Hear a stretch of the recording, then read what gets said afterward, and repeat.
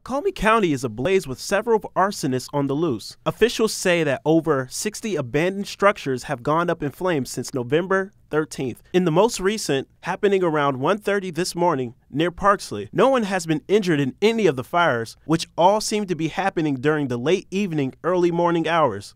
But investigators are working to find the culprit before more property is damaged or people are harmed. It looks like some residents are taking things into their own hands.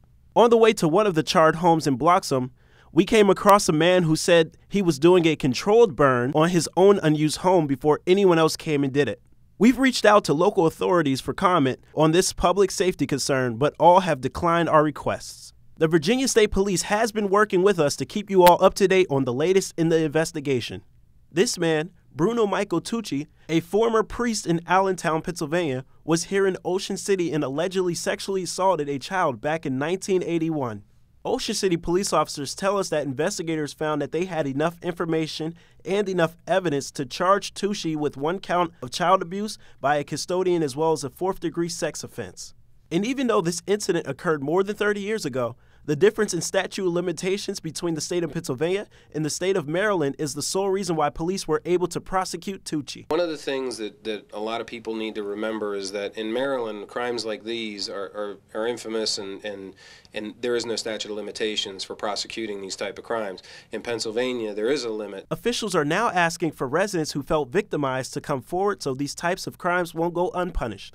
If you feel as though you are the victim of a crime, and it occurred in Ocean City or in the state of Maryland, and it's similar in circumstance to what we've already discussed, please report it to us. We will investigate it, and we will take the appropriate action. In Ocean City, I'm Delvonne McCullum.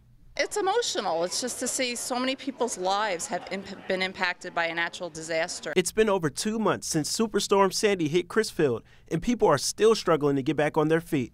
It's kind of hard for me because I was born and raised here. I know everybody. I interact with the community. And that's where organizations including the Maryland Food Bank and Maryland Hunger Solutions step in. The Maryland Food Bank has donated food for 300 families. So in addition to supporting the efforts here with DHR and FEMA that is going on for disaster recovery, we are also distributing food for those who have been affected by the storm. You know, the storm was more than 2 months ago, but people are still putting their houses back together. They're still struggling with added expenses, and we want to make sure that they're getting the food and nutrition that they need. The road to recovery is still a long one, but these residents haven't given up, and the entire community is taking notice. After disaster strikes, even in the worst of times, that's when we really see the best in everyone, because people step into leadership roles. I figured we would come back, but it's amazingly, it's been faster than I expected. In Crisfield, I'm Delvonne McCullum.